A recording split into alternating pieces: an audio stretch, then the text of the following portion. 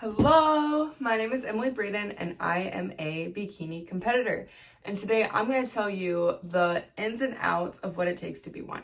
So, my first competition was a little under a year ago. And if you just look over here, that's me. Those are the medals I earned. So I competed in 3 different classes and I placed top 3 in all of those classes for my first competition. And I will say it definitely changed me as a person. Like, I feel like I'm so much better because of it. I learned what true dedication was. I figured out what real grit was. And I learned what it took to be a winner. So, I didn't win first place though, but that'll be next show.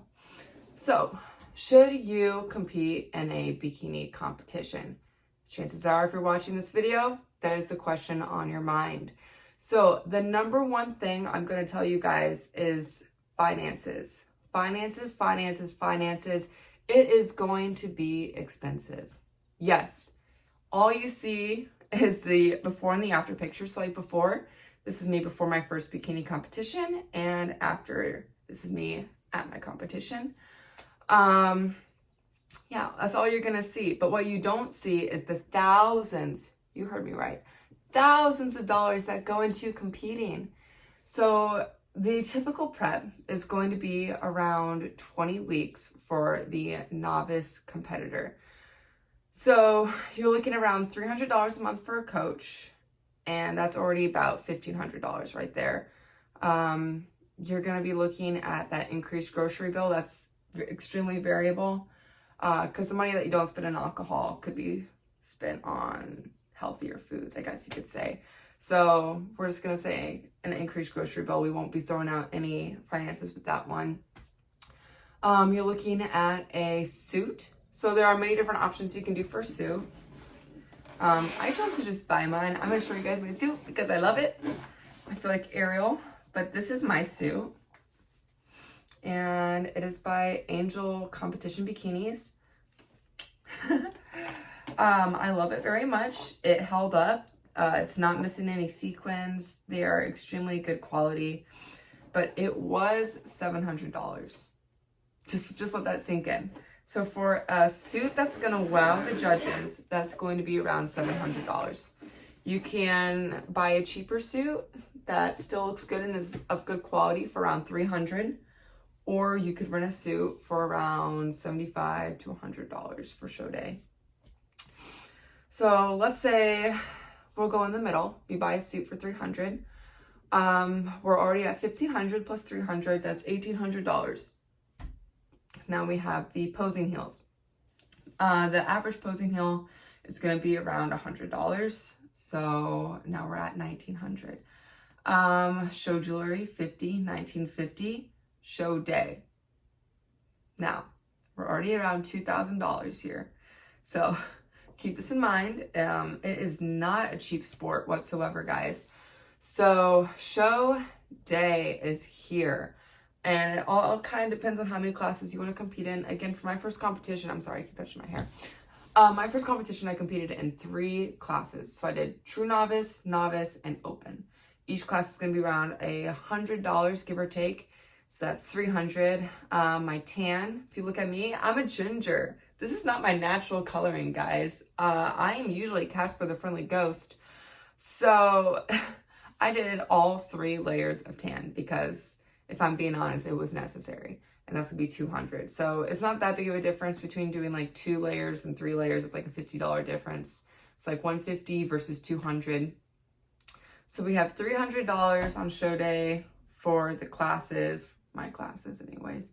If you wanted to just compete in one class, that'd just be $100. But I'm thinking, like, if you're going to put in that much work, you might as well give it all you got. You might as well compete in every class that you can. So mani-pedi, I'm going to be nice, $100. Show day hair and makeup. You can do this yourself or you can do it with the people there. I did it with the people there and it was a headache. I'm not going to say who they were, but they fried my hair and they promised me 2 hours and I got 20 minutes and I almost didn't make it on stage. So I would strongly suggest against doing it with the people that they offer. Either find someone to do it for you or learn how to do it yourself. There's so many videos on YouTube, and that's going to save you a good $200 anyways, for them to not fry your hair and make you look like a clown with a 20-minute makeup look before you step on stage. So I'm not going to say who they were because I don't want to drag someone through the mud, but I had a terrible experience with them.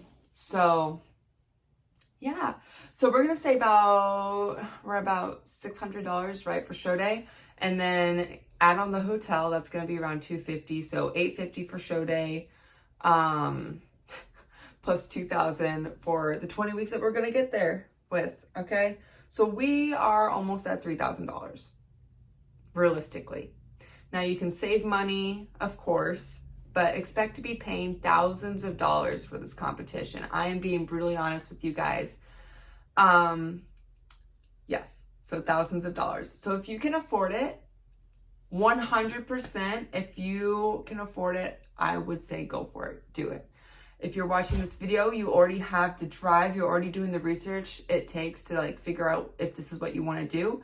And I say you learn a lot. You don't have to place first. You don't have to place second or third to learn from this, to feel great when you step on stage under those lights and know that you gave it your all. But it is nice to win. I will say that. So next we're going to go into mindset. I would strongly discourage anyone with an eating disorder or disordered eating, bad relationship with food, to do a bikini competition.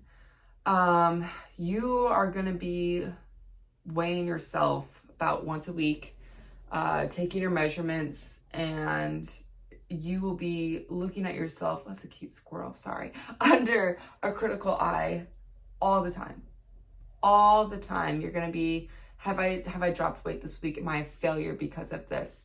And it really takes having a strong, confident sense of self to do this sport. So if you have a bad relationship with food, I would definitely strongly discourage you against doing this sport, because you're going to start going to the extremes to lose weight and be pressured into doing things that are not healthy to make those deadlines, or feel like you're not skinny enough, or binge eat from the stress of this sport, because it, like I keep saying so many times, it's extreme. It's bodybuilding.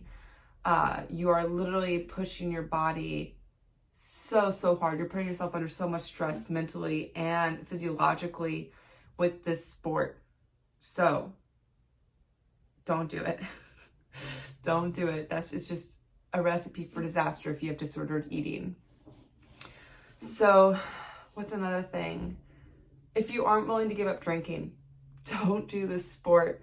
As a college kid at the University of Iowa, I can tell you my first competition, I struggled giving up those nights out with my friends. But not only are you drinking empty calories, because these calories don't benefit you nutritionally whatsoever, it's alcohol.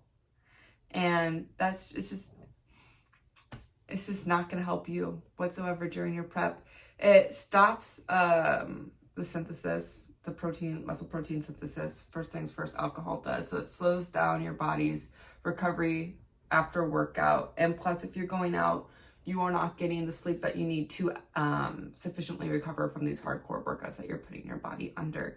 So go ahead and plan that you're not going to be going out with your friends every weekend like you used to. I mean, you might save a little money from that though, but your social life will definitely be taking a hit, because in America, let's be honest, here in America, we love our food and we love our alcohol. And these are two things that we have to kind of give up when we step into the bodybuilding world.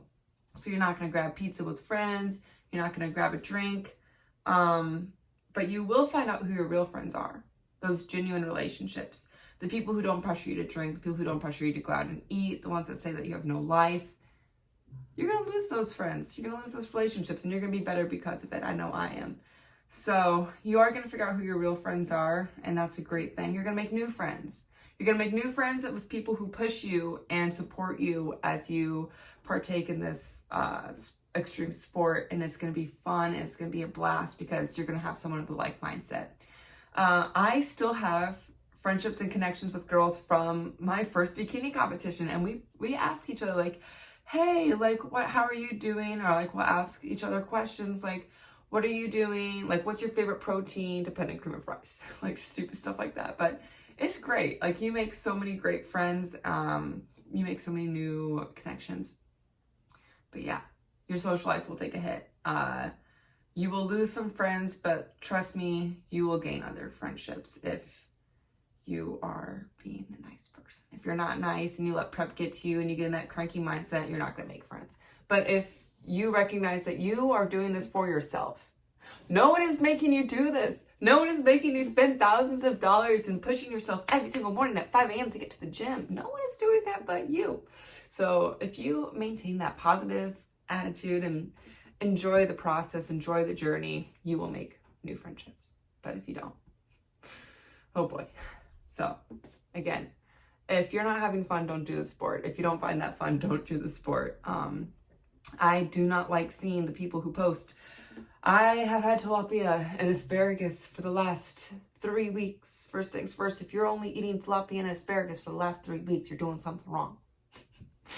Your supplement regime must be crazy, because that's not how you're going to get everything you need. But a good coach is going to give you a little bit of diversity. They're going to give you a diet you can adhere to, because I don't know about y'all, but I can't eat tilapia and asparagus for 3 weeks. Hell no. Hell no. So don't think you're going to have to do that. Last 3 weeks, I think it was, maybe 4, I cut out artificial sweeteners from my diet. Last week, I didn't drink as much water.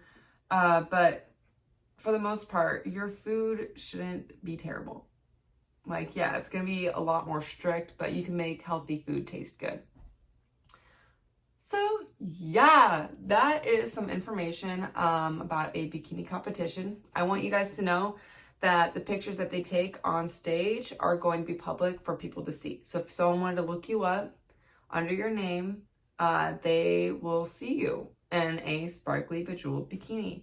So that's another thing to keep in mind.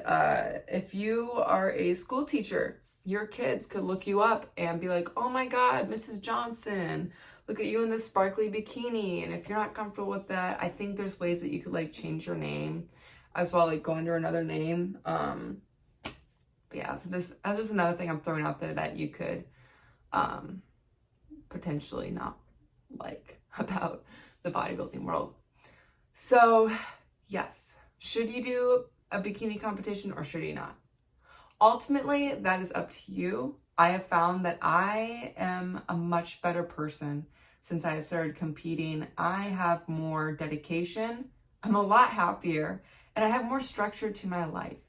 I have a specific time I go to the gym. I have a specific time I wake up, and I really learned time management. That is one thing you're definitely going to learn when you are on prep, is time management. So should you do it? I say yes. If you have the finances, if you have a good relationship with food, and if you're willing to give up those nights out with your friends for alcohol and pizza, go for it. You can go ahead and bring a Tupperware of chicken and rice if you want. If your friends are good friends, they'll be understanding and just take it with you to the restaurant. Few weeks, if you're like a good amount of time out, you could just order a protein source and a vegetable at a restaurant and just ask for them to cook it with like Pam, no cooking oils. Like, there's just so many ways that you can go about it so that you can enjoy prep, but without compromising your social life too much. So I would say go for it, 100%. If you have the finances, if you don't have disordered eating, go for it. Yeah.